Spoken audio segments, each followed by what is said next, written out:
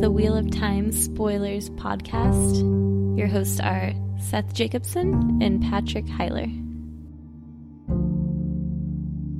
Chapter 34, The Wheel Weaves, and our symbol is the snake in the wheel. I see that kind of as, I think that chapter heading is used a lot when important events are set in motion. Like a lot of changes are happening, a lot of coincidences are happening. And we were talking about this, I was talking about this in the episode before last, because this is like one night for Thom Merrilin, these last 3 episodes. Yeah. This is the moment when Thom, well, in a couple paragraphs here, this is the moment when Thom is like, F it, like I'm in this. Mm-hmm. Like even in his dialogue in the last 3-4 chapters, he was literally saying out loud, like, I'm out of it. Like, I'm not a part of this. Like, leave me alone. I don't want anything to do with this. I'm going to have a nice, simple life. I mean, he kind of drops out of it again. He doesn't turn up for a while until Matt comes across him drinking in an inn later. It's in Tarvalin. Because of last night's events, which is what Thom is leaving from right now. I think it's the first light. So it's dawn right now. Mm-hmm. Because of last night's events and his conversation with Rand and Barthanes' conversation with Rand, Barthanes ends up dead. Dena ends up dead. And because Dena ends up dead, Thom flies into a rage, as much as Thom ever flies into a rage, and murders Galldrian. I'm nodding. Which throws Cairhien into chaos, which just is, so it's totally ripe to be taken over in about a book. Ta'Veren giving a little pluck on that string just to throw it into chaos so that it's ready for him to take over. After the death of Barthanes, doesn't Cairhien not have a ruler again until Elaine takes it over? There's I think a civil war light happening. Okay. Until the Aiel come. Right. And then there's the Aiel Rand kind of restore order so that they're not murdering each other until Elaine's like, oh, by the way, I'll take that. It's my birthright after all. Doesn't Colliver try and take power for a little while and then Rand comes back? Okay, so after Barthanes and Galldrian are assassinated by separate parties, Colliver is the highest ranking noble in Cairhien, high seat of his house, which is called Saigon.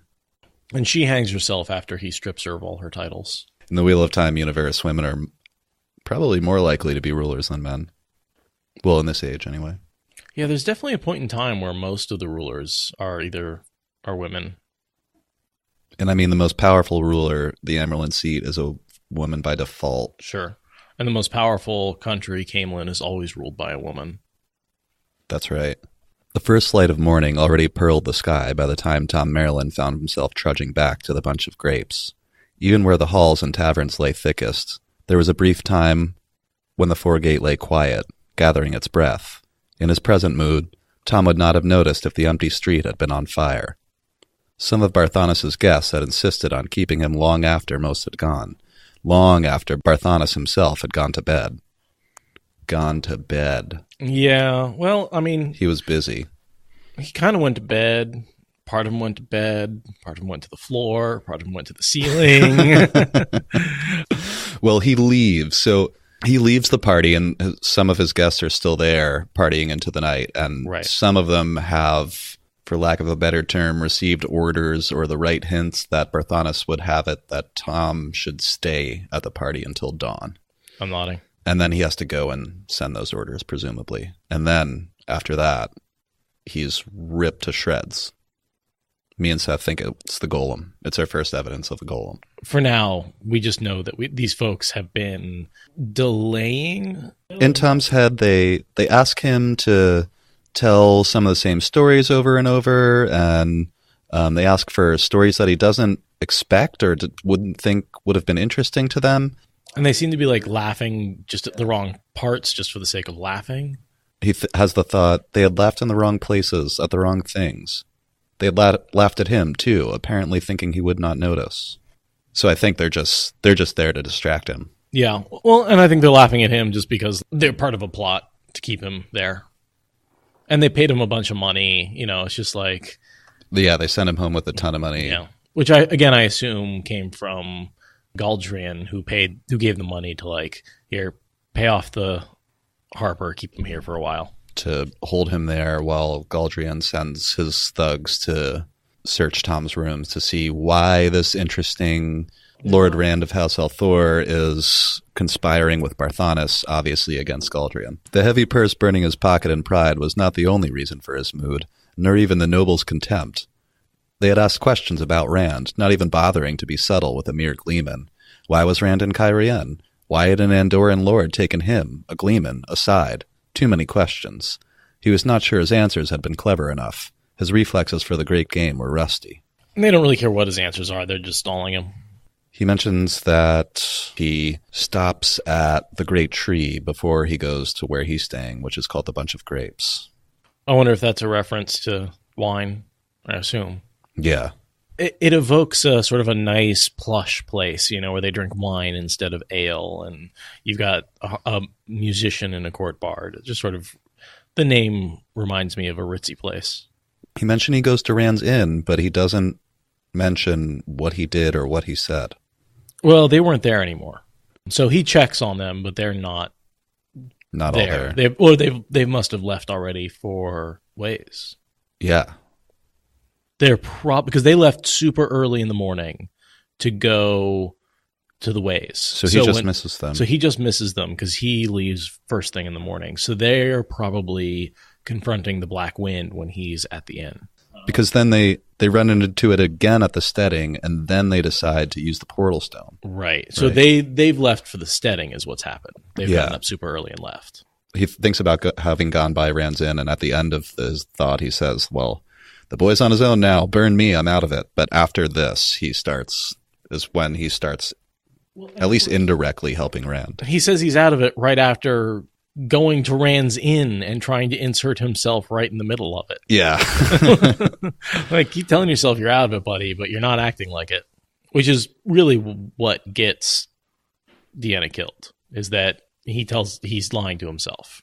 If he just jumped back into the game with both feet, he would have realized what was going on. If he, wasn't telling himself that he's not playing the game while he's playing the game, he would have known. I really like some of these lines here. Just RJ's description of dawn and what that feels like. This is a very poetic chapter to me. It is. I feel like he spent a lot of time crafting his words in this chapter because it is such an emotionally heavy chapter. And we barely even met Dena. Like, she sort of made fun of Rand a little bit. She cheated Loyal, and we know she's good, but she's still one of people, like, talk about how much they love the character and how sad they are that she died. And I think one of the reasons is because you really feel Tom's emotion in this chapter when he discovers her body here. All right. Because it is so well written. So that being said, I'm sorry about this, but I want to read about a page, like the next, almost the whole thing. Run with it. Go for it.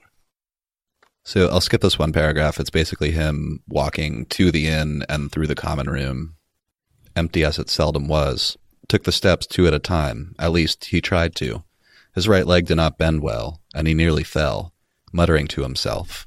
He climbed the rest of the way at a slower pace and opened the door to his room softly, so as not to wake Dena.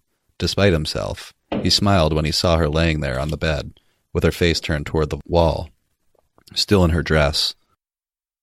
Fell asleep waiting for me, fool girl, he thinks.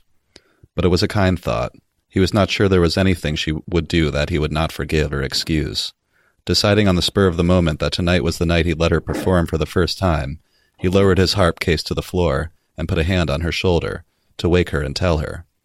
She rolled limply onto her back, staring up at him, glazed eyes open wide, above the gash across her throat. The side of the bed that had been hidden by her body was dark and sodden. Tom's stomach heaved. If his throat had not been so tight he could not breathe, he would have vomited, or screamed, or both. He had only the creaking of wardrobe doors for warning. He spun, knives coming out of his sleeves and leaving his hands in the same motion. The first blade took the throat of a fat, balding man with a dagger in his hand. The man stumbled back, blood bubbling around his clutching fingers as they tried to cry out. Spinning on his bad leg, threw Tom's other blade off, though, The knife stuck in the right shoulder of a heavily muscled man with scars on his face, who was climbing out of the other wardrobe. The big man's knife dropped from a hand that suddenly would not do what he wanted, and he lumbered for the door. Before he could take a second step, Thom produced another knife and slashed him across the back of his leg, which I'd like to point out he's purposely not killing him. He hamstrung him so he couldn't get away. Yeah, so he can't run. The big man yelled and stumbled, and Thom seized a handful of greasy hair, slamming his face against the wall beside the door.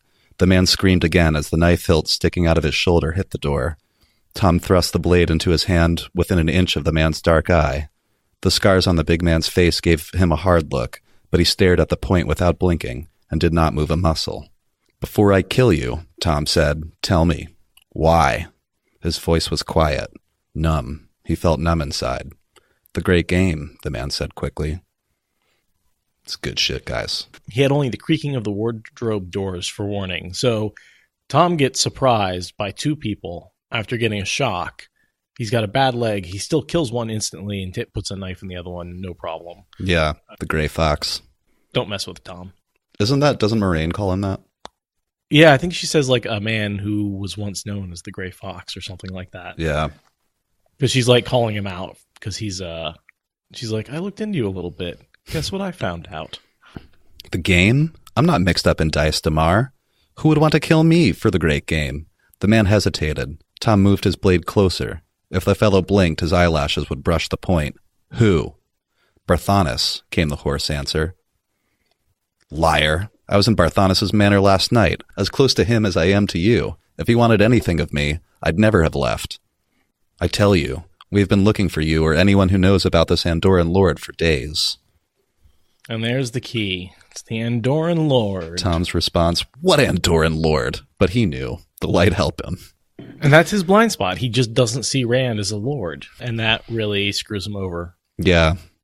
Rand, of House Helthor, tall, young, blade master, or at least he wears the sword. I know he came to see you. Him and an Ogier, and you talked. Tell me what you know. I might even throw in a crown or two myself. You fool, Time breathed. The boy's a shepherd. Which is true, but I think... And false. We talked about that a little bit in the last episode, or like 2 episodes ago, where yeah. I was talking about how, like, yeah, he's just a shepherd, but he's also the Dragon Reborn. Right, and I think that's why I think that this is the moment that Thom's mind changes, at least in his regard for Rand, as who he is to the world, because before he was just a clumsy farm boy to Thom, who had accidentally got himself mixed up in Aes Sedai dealings. Now he's, well, soon to become a powerful lord. He is a powerful lord. He just upset the government of Cairhien. He got the attention in the highest levels of the government. He managed to escalate all the way up to the king. Yeah. And that combined with a little bit of his quote-unquote spying on the statue. And probably Rand's Taveran effect on Barthanes, which is the reason that Barthanes gives him the message. The message. Right. Because otherwise he wouldn't normally have done that. That line, it says like he had a look on his face like he was saying something he wouldn't normally have. And we see that happen to people Rand is near a bunch of times throughout the series, just that they say something that they wouldn't normally. Mm-hmm. And so that's why Barthanes is probably laying ripped to ribbons in his bedroom right now. And Galldrian is going to die soon. It set off this chain of events. He masterfully played the great game, but he doesn't even know it. How does Thom kill the king? I don't know. I'd have to keep an eye out for that. I would imagine, he's with an... This is going to sound stupid, but with a knife? I don't know. I thought he somehow played the great game to get him killed. Or did he just stroll in there and stab him himself? That might be right. Well, at the end of this chapter, riots pop off in Cairhien.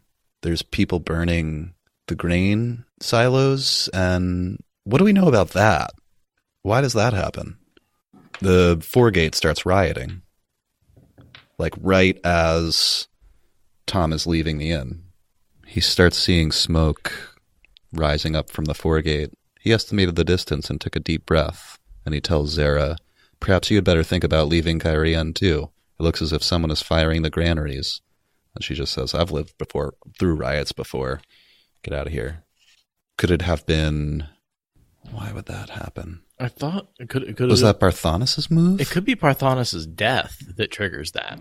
So Barthanes' allies see that Barthanes has been assassinated. They fire the granaries to destabilize Galldrian's hold on the population. Because if the granaries are fired, then the foregators have nothing to eat. And if the foregators have nothing to eat, then they're going to start rioting. You know what? Why? Because of Rand's comment about the granaries to Barthanes.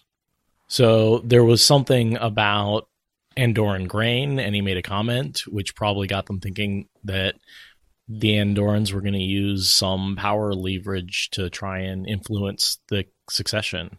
And so that led to the burning of the granaries. Those are fine granaries Galldrian's got there. Be a shame if someone were to set fire to them. It would be. It would be. Yeah, so I have to assume the whole granary firing thing and riots has to do with...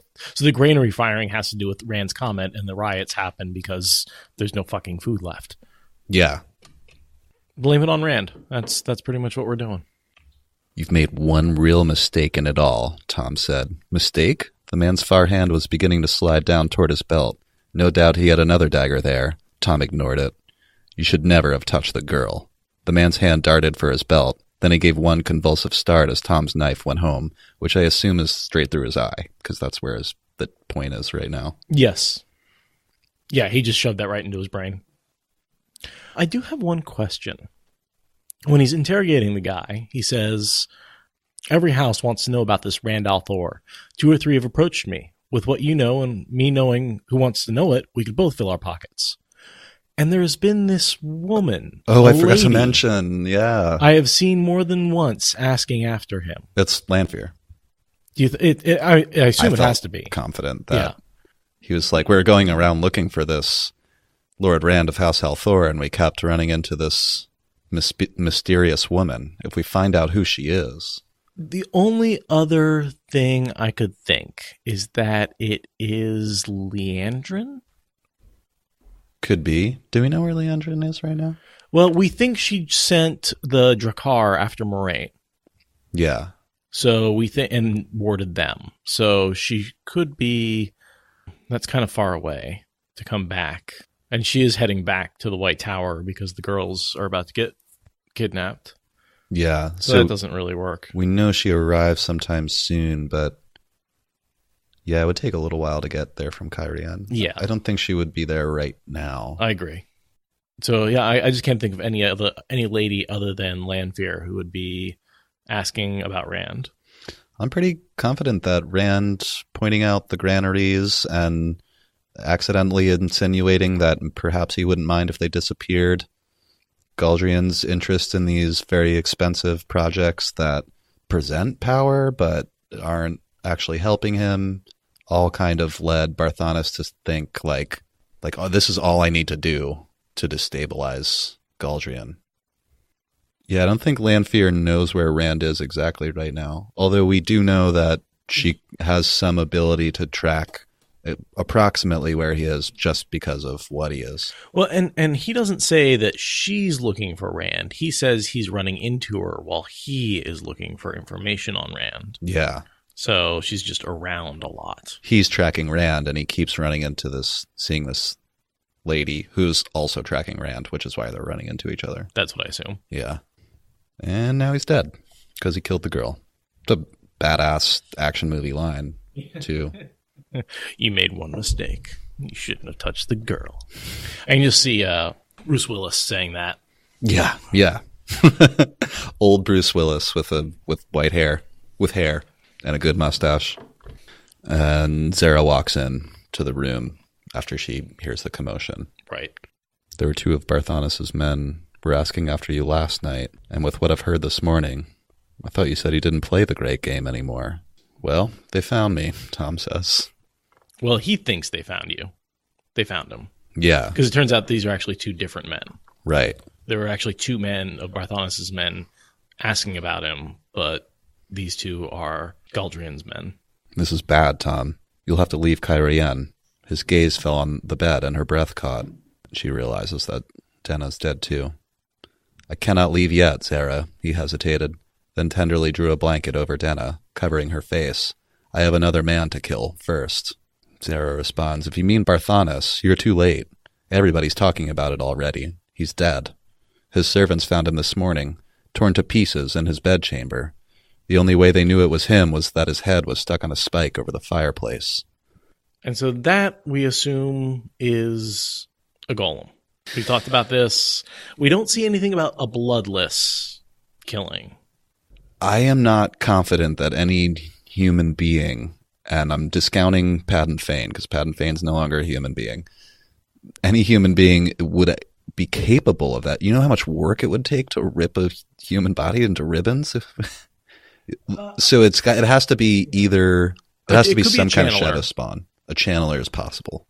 If Lanfear is hanging around, it is possible that she went ahead and tore him to pieces. I don't think she would have any reason to assassinate Barthanes. Yeah. Now, the one piece of information that I did look up, because we suspect this is the Golem, is I investigated the Golem. And as far as we can tell, Samuel found the Golem in a stasis box, and that's from Lord of Chaos. Okay. But he doesn't use it for a long time. I'm nodding. It seems odd that the Golem comes out this early and then doesn't appear again for quite some time. No. Who would Galldrian have sent that would have ripped him to pieces? No. I do think it was the Golem. And the Trollocs and Fain are already in Toman Head. They're already headed to the Ways, yeah. They're in the Ways, at least. Yeah. Even if they're not at Toman Head. Because they would be capable of that. The description of this murder is very similar to Herod Fell's murder, which is when the Golem, we next see the Golem. Yeah. It's the only thing that really fits. I agree. Because otherwise there'd be, he was found dead with an arrow in his back or something like that. That would have made sense for if Galldrian had done it. But what that implies is that the Golem is out. If Samuel found the Golem, that means Samuel's out. Mm-hmm. I mean, he's got to be either out or out soon, because he's got to be becoming active soon if he's going to take over Ilion by the time Rand gets there, which is only like a month or 2 in book time. No, well, because Rand goes to the Portal Stone, that's like a season. Okay. And then they spend some time at Toman Head, and then he heads back to Ruidian and spends some time in the Waste, and then comes out of the Waste. So it's probably another 6 months before he gets back out of the Waste with the Aiel. 6 months? Well, still. Because by the time he's comes back, Samael is controlling Ilion, Raven's controlling Andor. But they all rose very, very quickly. Yeah. Through the rank, because they were all able to use basically compulsion to take over. I would think, though, that they're all out and they're starting now. Yeah, I originally wanted to think it had something to do with Ishmael for interfering with his plans for the Horn. Yeah, so that's what I'm coming back to, is that a running theory now, Ishmael, part of his plan is to send Ingtar after the Horn. So Ingtar retrieves the Horn, brings it back to him. Barthanes interfered with that plan. Ingtar would have had the Horn to bring to Ishmael if Barthanes hadn't passed the message from Fain to Rand that he was headed on his way to Toman Head. Mm-hmm. He aided Fain as well in letting him use the Waygate. Right. Yeah. So I'm not sure if it was using the Waygate or passing the message. Both probably. Yeah. I guess more letting him use the Waygate than anything else. So Ishmael has a reason to be upset. And that's why, but I don't see any reason why Samuel would be after Barthanes right now. He's not in Cairhien. And so my assumption is, even if Samuel had found the Golem, it's currently under the control of Ishmael. That would make most sense. Because Ishmael never, as far as I can think of, goes to personally murder anyone. Ishmael sends people to do things. So that it couldn't have been him. No, I don't think so. No. And it would be really hard to get a shadow spawn in there other than a Golem. The only other candidate could be Slayer. Ishmael's Slayer is like Ishmael owns him. Yes. And he's got some some Terangrial. God, no. Teleron Riad. That's the right word I'm looking for. So he's got some ability in the Teleron Riad where he could like pull somebody in, rip them apart, and then drop them back in the real world. Yeah. But that seems like too much for him. Yeah. Discord saying, Iradia says, Slayer do it more stabby, less rippy. Agreed. Yeah. But he was the only other candidate who I could think of who could get in there, would be under the control of the Forsaken, and has the ability to do it. Yeah. Whether or not he would, I think that's different. I think there's a scene where he like pops in. He thinks it's where Rand is staying and like stabs two people in their beds while they're asleep, and then like pulls the sheets back and it's not them. That sounds familiar. Lan and Nynaeve were the targets of that. And the other thing is like it could just be a generic death where he didn't really have a bad guy in mind. He just ripped them apart. So Thom gives Zara like the sack of money he's just made, and because he has to get out of there, he has to disappear soon to bury Dena, basically, properly. The next thing I have is when Zara looks at the men and realizes that they are not, in fact, Barthanes' men. Mm-hmm. She nodded toward the fat man.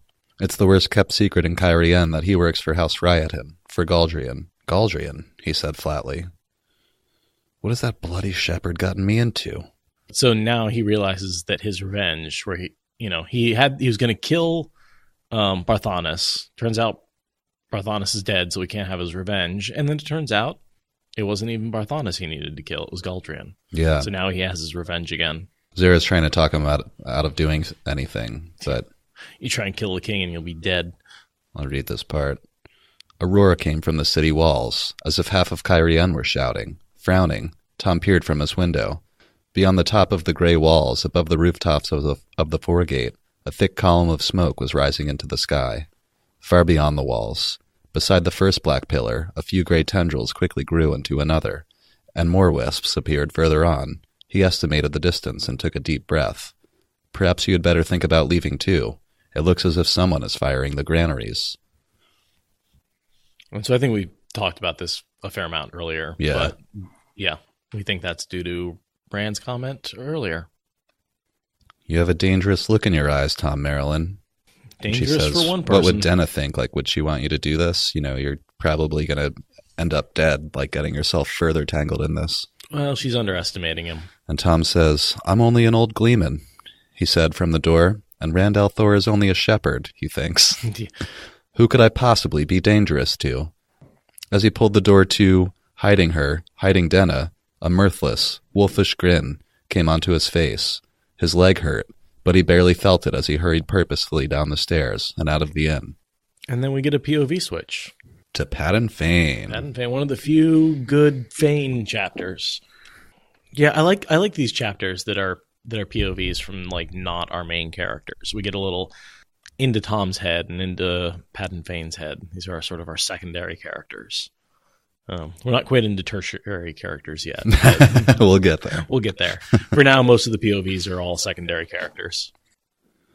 Fain reined in his horse atop a hill above Thom, in one of the few sparse thickets remaining on the hills outside the town. The pack horse, bearing his precious burden, bumped his leg, and he kicked it in the ribs without looking.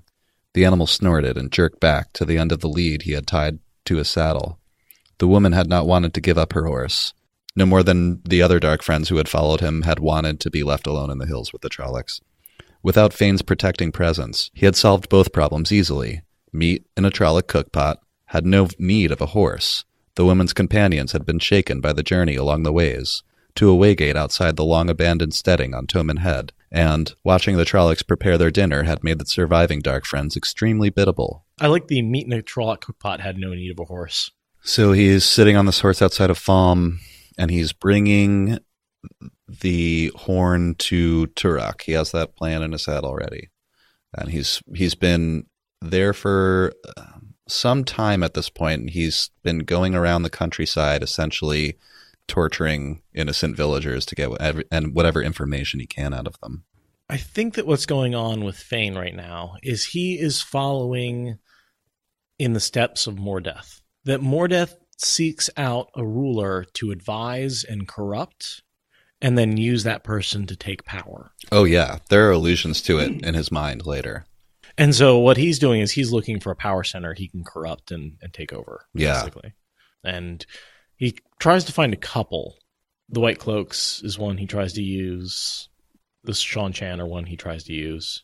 And, is it Elida? Elida. I know he corrupts her. I'm not sure at that point that he's tried. I don't think he wants to stay. I think he's just passing through to get the dagger and just brushes her with the corruption a little bit. He had learned something of these people, these Shan Chan, in the day and night on Toman Head. At least, as much as the defeated folk knew. It was never hard to find someone alone, and they always answered questions properly put. Properly put. I like that. After a little bit of torture. Yeah. He notes that the children never say anything worthwhile. But they talk the quickest of all. Yeah. It all seemed peaceful on the surface, despite the armored Shanshan in the streets and the ships in the harbor, but Fain could sense the tension underneath. He always did well where men were tense and afraid. Which is definitely a reference to Eridol. Yeah. Oh, he also is with Turam Raiatan, who is related to Galldrian. Huh. So Turam is in the rebel group. Rand visits him, and remember it's when he gets the cut from Fain across his scar. Ooh, yeah. I remember that scene. So Rand goes out to try and negotiate, and he's with Min. With the one side of the Cairhien Civil War. Cadswain's in the camp. And he's in the middle of a fight, and then the fog comes up and starts snatching people and killing people. Yeah. And that's Fain. And then later in the last battle, Fain says he tried to do something like this once, and he's referring to that scene. So that's Fain starting to reproduce Mashadar, basically. Yeah, control it. It's like a part of him. It's interesting that he does that when he's around Raiatan, who's related to Galldrian. Yeah, I didn't realize the connection. Yeah, there's so many connections that I keep coming across in this series. So he leads his horse into the city, and the next thing I noted is that Fain eyed the blue-bordered banner flapping above the roof, the spread-winged hawk clutching lightning bolts, and chortled inside himself, because he recognizes it. The only reason he should be able to... He recognizes it from the memories of... Wait. Shit. Mordeth is from the Trolloc Wars. Why does he recognize the banner of Luthair Pendrag? Trolloc Wars were before. Yeah, but that's when Mordeth happened. Sure. But he could still be around, Oh, well, yeah, there's no... Mordeth was alive existed that whole time. Yeah. So when he runs into... When Mordeth himself, before it's Fain / Mordeth, runs into Rand, Matt, and Perrin, he just says it's been a long time, I think. Oh, is that all? Or I felt like he said something about a few hundred years. Yeah. But I think he's definitely people have wandered into Shadar Logoth, and he's talked to people before. Yeah. Well, in any case, anyway. He recognized the banner as the banner of Luthair Pendrag. Right. And he approaches it, and there's soldiers underneath guarding it. And that's a Golem. Golem. Yeah. A few of them. The soldiers were looking at him, especially the officer, whose armor was all gold and red and green. Forcing an ingratiating smile onto his face, Fain made himself bow deeply. My lords, I have something here that will interest your great lord. I assure you, he will want to see it, and me, personally. He gestured to the squarish shape on his pack horse. The officer stared him up and down. You sent a foreigner to this land. Have you taken the oaths? And he knows this from torturing villagers. Right. I obey, await, and will serve, Fain replied smoothly. Everyone he had questioned spoke of the oaths, though none had understood what they meant. They show the chest, which is all gold. The chest alone is worth a lot. And even this lower officer says this is a gift fit for the Empress herself. Come right away. And it's, of course, not the chest that's important either. It's what's inside of it. Yeah, but even the chest is, an ancient artifact. Mm-hmm. That's all that the officer sees. As they went through the door, the officer frowned at him. And for a moment, Fain wondered why. Of course, the beasts. I just liked that because he walks right past the Golem and he doesn't flinch or look at them or... In the same way that, Lanfear doesn't show fear in all the right places with the Golem. Yeah. Because she's not really threatened by them. Fain isn't really flinching when he walks past these horrible beasts because he's like, whatever, they're, Yeah. I can deal with them. Whatever they were certainly no worse than Trollocs, nothing at all beside Myrddraal, and he had not given them a second look. It was too late to pretend to be afraid of them now, but the Seanchan said nothing, only led him deeper into the house. So the officer talks to one of Turak's servants, and one of the servants goes and gets Turak. Fain waits around for a while, of course. Mm-hmm. Fain made himself bow deeply. My lords, I have something here that will interest your great lord. We've talked about this before. Yeah, because when he was talking, wasn't it when he was talking to Patron Nile? I think so. I think he does it quite a bit. And he calls him Great Lord a bunch. It could just be an old way of speaking, like something from Mordeth. Well, I always thought Great Lord just means the Great one. Lord is, yeah. That's what the Chosen call the Dark One. Right. And all Dark Friends call him. So I do think it's funny that Fain continually gives all these people the title of Great Lord.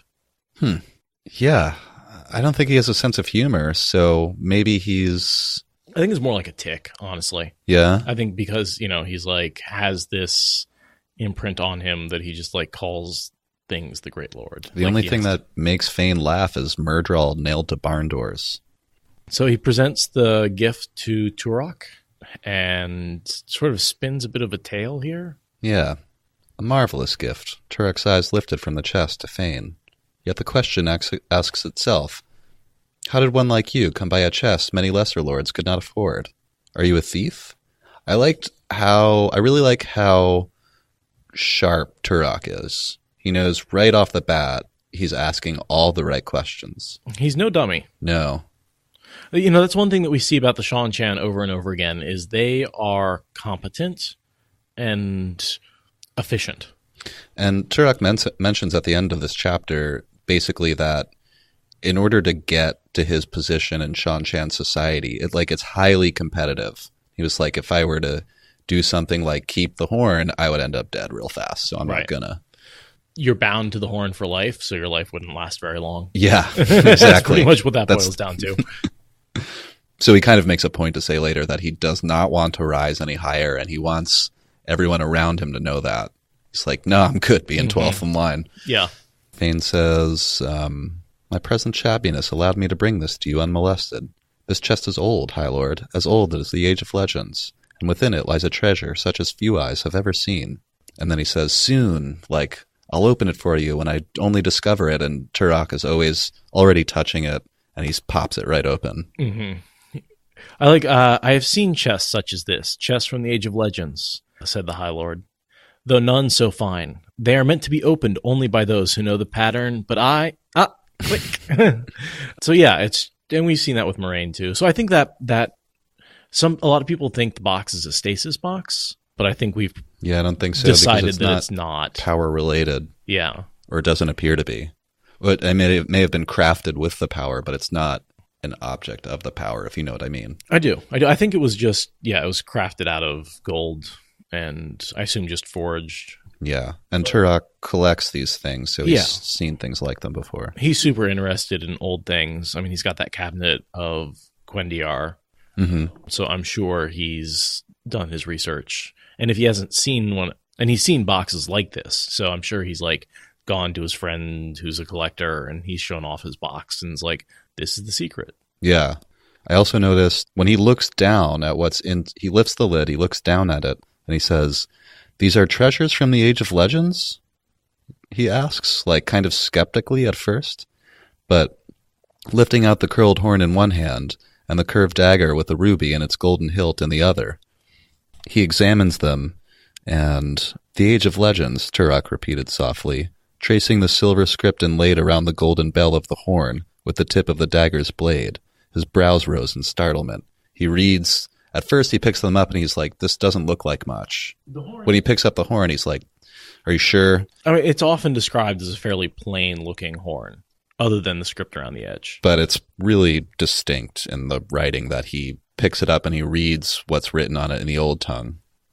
And the Horn of Valir legend has been around since long before Arthur Hawkwing. And then he looks at Fain and says, do you have any idea what this is?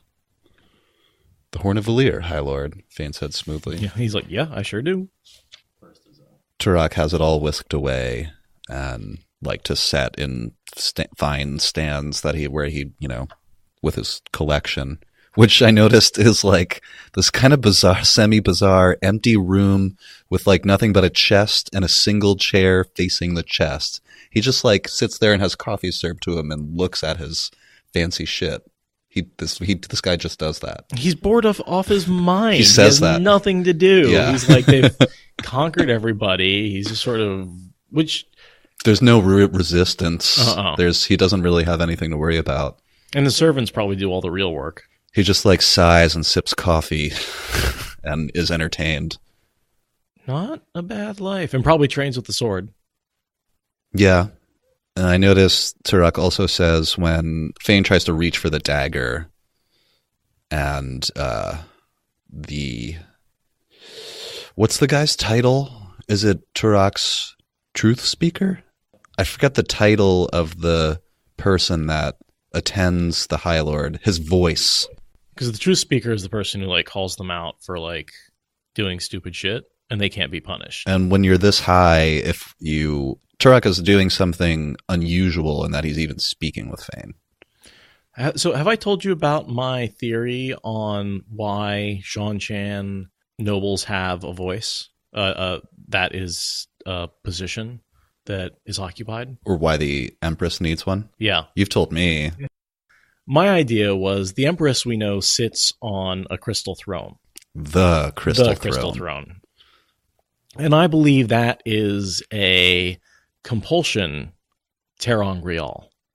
And so whenever she speaks, those who hear her must do what she says or are in some way influenced to support her and favor her.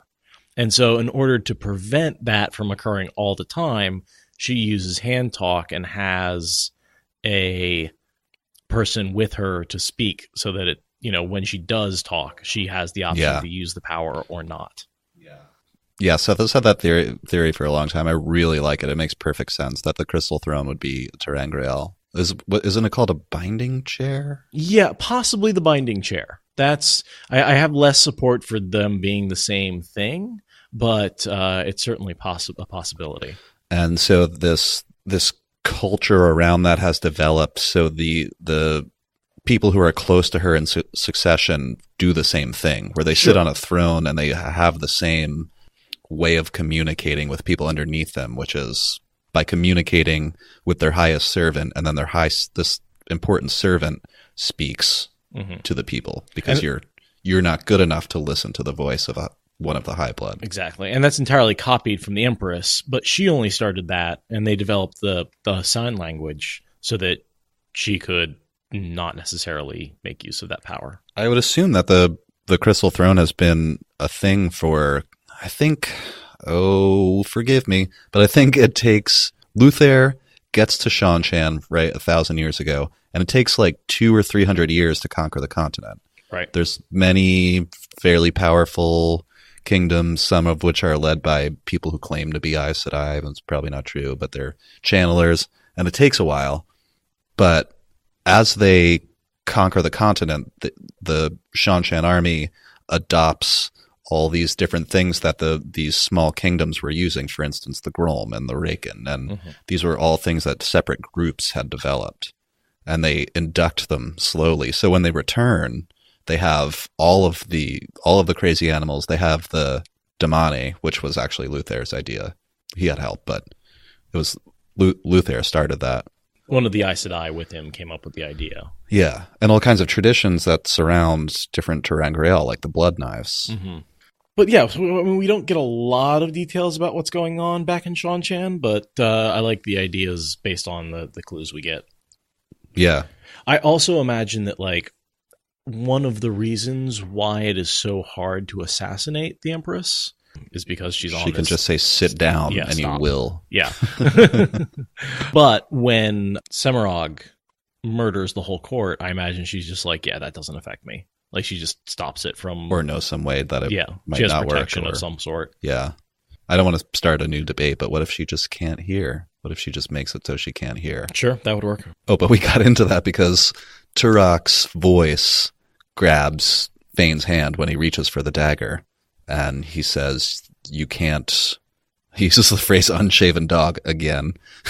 We heard him use that last time. But he was like, and if you touch something that's the High Lord's, we cut your hand off unless he invites you to. And Fain says, it's mine. And Turak responds, yours, Turak said, inside a chest you could not open? And then Fain spins this long lie. Yeah, but I think that's a real big hole in his story. Yeah. He's never really able to fill. Oh, and then he also says, why are you giving this to me in particular? You could have given this to anyone. You could have given this to not an invading army. Why me? And then he invents this story about how his family was the one family that remembered and found the Horn of Valir during the chaos of the fall of, We call BS. Basically, Mordeth, a.k.a. Wormtongue, insinuating himself among a ruler. He's sort of telling him what he wants to hear and giving him little puzzles and just sort of squirming his way into influence. He has enough information to make it look like he does know what he's talking about. Fain, I mean. For instance, at the end of this whole lie he spins, he says, the banner that's above this building that you're the High Lord of right now is the same banner with the exception of the small blue border around it that Luther Pendrag took to conquer the Seanchan continent 1,000 years ago. And that's something that nobody else in Randland knows. I wondered about that. Is that something that no one else knows? Is it just something that Fain or maybe very few educated people? Because I noticed that earlier when Fain looks at it, he smiles. He's like, here's a thing that I can use. And so far, the people that Turak has encountered have no idea what the hell Turak is talking about. You know, armies of Arthur Hawkwing went where? What are you talking? You know, it's 1,000 years ago. Nobody remembers. I'm honestly thinking that most of this information Fain just puts together from torturing some villagers and being smart. Yeah, and he's Mordeth also. Yeah, he's a master manipulator. Right. I think that's really more. I'm not sure that Mordeth has any necessarily has any knowledge that Fain uses. Yeah, you're probably right. But Turak responds to the story. Well, it says, Turak was silent so long that Fain began to wonder if he needed further convincing. He was ready with more, as much as was required. Finally, though, the High Lord spoke. You seem to know what none, neither the high nor the low, has spoken since sighting this land. The people here speak it as one rumor among 10, but you know. I can see it in your eyes, hear it in your voice. I could almost think you were sent to entangle me in a trap.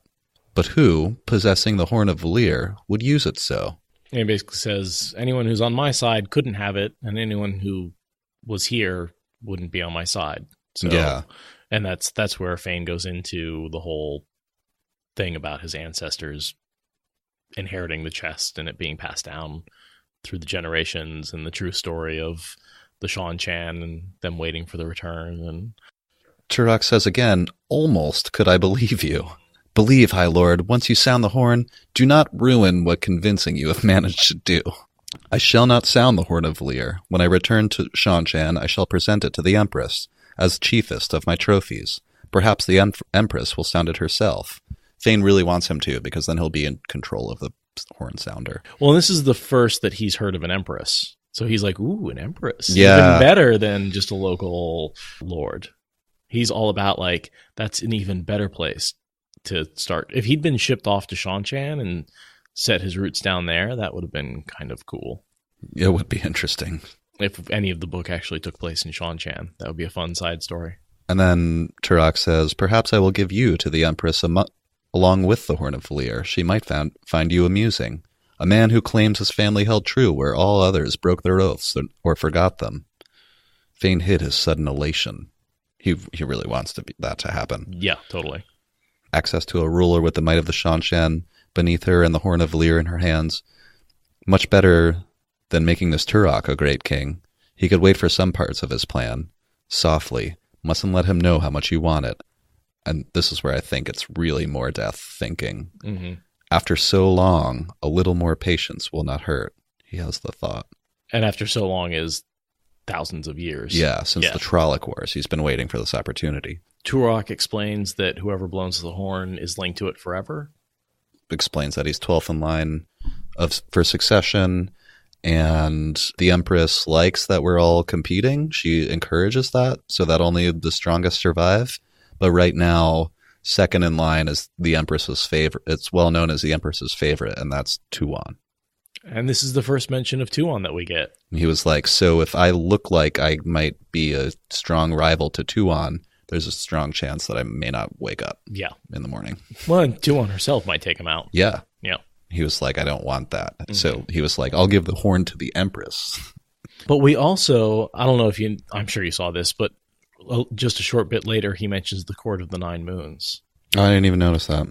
He's describing how... what happens if you lie. And how you're basically hung in a silk bag till you rot away. If you're lucky. If you're lucky, yeah. Yeah. If you're a noble person. I don't know, man. I think I'd rather be killed quickly than... be tortured to death and starve? I don't know. That's a tough choice.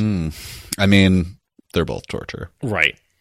He says, no such care would be taken for one such as you. At the Court of the Nine Moons in Sandar, one such as you could be given to the Seekers for a shift of your eye, for a misspoken word, for a whim. And that's, so we know the Court of the Nine Moons, which is in Shandar, which is the capital of Shan-Chan. Yeah. And we get Tuon and the Court of the Nine Moons mentioned really close in proximity here. So the Court of the Nine Moons is, I suppose, like the palace of the Empress? Is that right? I assume it's just the royal court in the capital city. So, like, we talk about the White House so in Washington, D.C., they talk about the Court of the Nine Moons. So if you're a daughter of the Nine Moons, you're a daughter of the White House or a daughter of... the Empress's court, basically. Just a way of saying, using an object to explain a position of power. The Amerlin seat. Yeah. It's not the chair that's powerful. And yet it also describes the chair. Yeah. It's the chair, the office, and the person, the Amerlin seat. I'm nodding. Court of Shandar sounded a place where his plans and skills would find fertile soil. And Mashadar would find fertile soil. Yeah. I also noticed right here, Turak kind of offhandedly mentions, it is a relief to find a second man in this light-forsaken land who can amuse me, even if you both tell lies, as I suspect.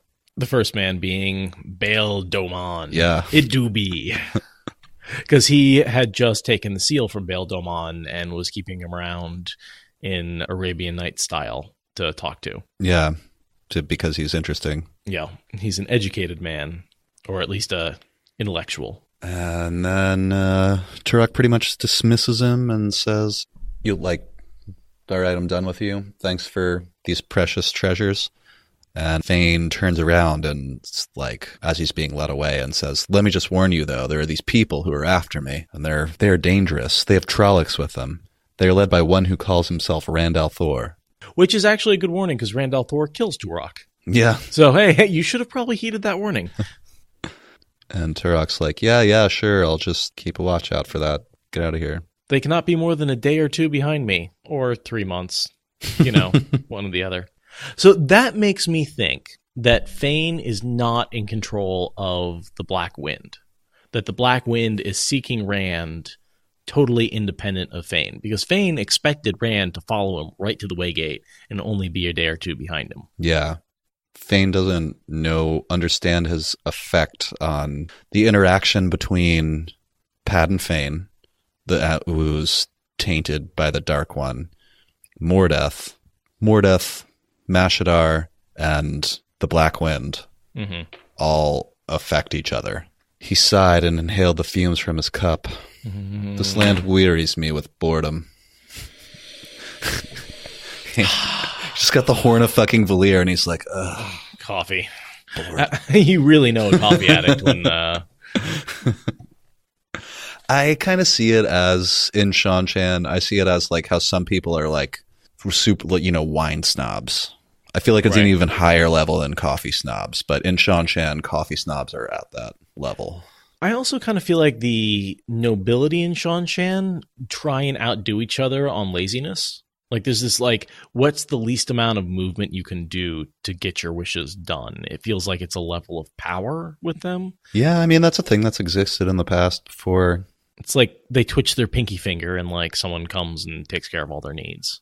In War and Peace, Tolstoy talks about how the aristocracy at the time grew their fingernails long.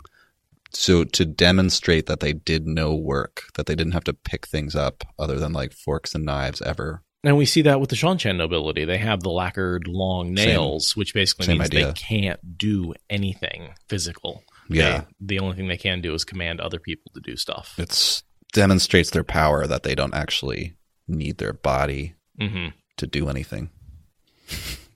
This land wearies me with boredom. I'll read us out.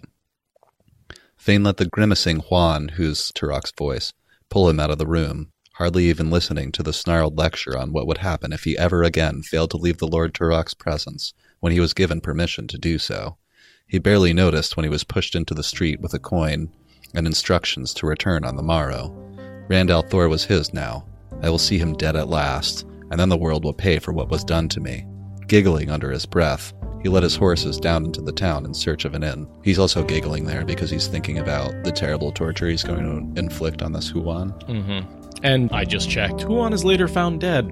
And yeah, Turak thinks that it was Fain that killed him. So we're going to assume that here Fain decided how to kill him and killed him. Yeah. A little bit later. There's a moment when I think Huan knocks him out for a second for talking back to the High Lord out of turn. Or just grabs him or something. It hits him in the side of the head, and it says he found himself on the floor suddenly. Oh, yeah. So, just not knocked out, but if you've ever gotten hit so hard that when I broke my jaw, that's pretty much what happened. You're on the ground, and you're like, what the fuck? How did I get here?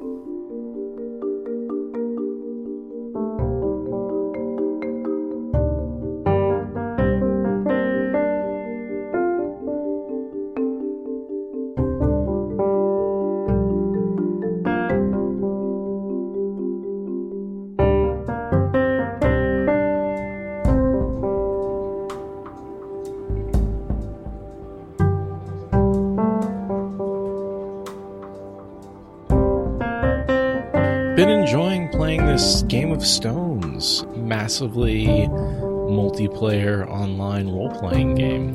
Oh yeah, I said we'd give them a shout out. It's like a browser-based RPG that we've been having fun with, and a bunch of people from Discord that we hang out with on the internet on a regular basis. Yeah, it's a nice group of people who, they're all big Wheel of Time fans for the most part. They've been going, this is like their 18th reset. So they like reset the game every couple of months and go through a whole process up until the last battle. And then they fight the last battle and then the world restarts. And they've been doing it for a while now. Yeah, it's a cool little game. And I noticed a lot of them are people who do like Wheel of Time free roleplay stuff on like Instagram and Facebook. And so they're like already people who were listening, and then when I found out about the game, I went over to their Discord server. I was chatting with them. I'd said I'd give them a shout out. Was there a lot of overlap between players of the game and listeners of the show? Yeah. There is? Okay. I even see like some of the same usernames as like their Instagram names. You know, not a ton, but all the Wheel of Time fan communities kind of intersect pretty heavily, I think. Because, you know, there's only thousands of us, or I guess at least people that are devoted. It's a New York Times bestseller. It had to sell millions of books, right? Yeah, but a lot of readers aren't on the internet. Or read it and put it down and don't like make lives out of it. Right. It's fair. That's fair. Think about it and talk about it, but don't join a community online. Yeah, I mean, if you're not on social media and don't listen to podcasts, you probably don't know about us. So they started a new age and we're, 24 hours into it, if that? Oh, man, someone just joined the live recording channel, and their username is Tam is the Man. That is a great username. Tam is the Man. I like cute little strategy games like this. I play them constantly anyway, on my phone and stuff. Totally. And then this one's like right up my alley with the Wheel of Time theme. Yeah. Moving tomorrow? Yeah. So probably by the time this comes out, you'll be my roommate. Again? This is nothing new. You just lived in separate places for a couple of years? Anything else? Just the sweet scent of cough. There's High Lord Turak huffing cough and later in this. I bet Turak's coffee is way better. Than ours? Yeah. I don't know. Probably not after it's been in the ships for all that time. Didn't we decide it's probably espresso? Don't they serve it in like tiny cups? Yeah. I mean, we've got French press here, which is, I guess, different. Yeah, it's drip. I wouldn't call it drip. I call it French press. I don't think that's different, though. It makes this is similar American coffee. Espresso is a super dense... Oh, totally. It's high pressure, high temperature, steam brewed coffee. Yeah, I mean, I guess there's a difference. I feel like French press coffee is a little bit stronger than typical drip coffee. It spends more time in contact with the grains. Yeah. Whereas like drip coffee, it passes through once. That's what I use a French press in my apartment too, because it's easier, I guess. You don't need a filter. There's one built into the thing. Yeah. The press part. You buy one steel filter once, and I just think that's better. Oh, yeah. And honestly, I find the paper filters add a lot of acidity to drip coffee. That's my big problem is the paper filters make the drip coffee taste like crap. So I will much rather drink French press most of the time. You know, basically, you strip a lot of the oil. Just oil soaks into the paper and basically gets extracted from the coffee. So you get a little more oil in your coffee with a French press than you do with any drip. I don't know anything about coffee. I just like drinking it. I didn't until I started dating Jessica, the girl who works at a coffee shop. You know, surprisingly little. I really should probably be more informed. Well, you guys just have big machines at work that you just that's just drip coffee, right? Yeah. I mean, I make espresso, but I don't know very much about it. I just know how to make it. I know where it comes from, what it tastes like how to make the drinks, but I don't really understand the process very well. I'm not a barista. I'm just not. You're a bartender. Yeah, which is who is different. Capable of going through the motions of making coffee that isn't shitty. That's where my limit is. Yeah, I mean, Jessica always talks about how careful you have to be and how they like balancing the machine and temperature. And do you know how to do all that kind of stuff on the espresso machine? I'm aware that it's done in places that, you know, if you work in a coffee shop like she does that, you know, they probably make most of their money on just coffee. Like there's a whole thing to it. There's like the weight of the grains and the fineness or lack thereof of the grind. And it's like based on the type of bean, you're supposed to grind it in a certain way and you use a certain weight. And then you run hot water over it at a specific temperature. It's crazy. They time it. Yep. So that you're not running the water for more than I wonder how much of that is voodoo and how much of it is science. I mean, it makes sense. I can taste the difference. Like some of my coworkers know way better than I do about this kind of stuff, and it makes a difference. Yeah. Yeah. You know, if the espresso's beans are ground into like a fine powder, and then you pack it like really tight, it takes like a lot longer for the water to go through, so it leaches out more. I think of like the acidity. I'm just mostly talking out of my ass now. Discord says my Pacific Northwest is showing. It's true. Sorry, I'll zip that up. I mean, we don't get any sun here, so we have to replace it with coffee. So like if you're in Southern California, you talk about the sun, you talk about, you know, going to the beach. Here we talk about the coffee we drink. That's just what we have. We're pale as fuck. It's all we have. It's all we have. We haven't seen the sun for 4 months, okay? Thank you for listening to the Wheel of Time Spoilers podcast. Rate us in the Apple Podcast app or support us on Patreon. Is that good enough?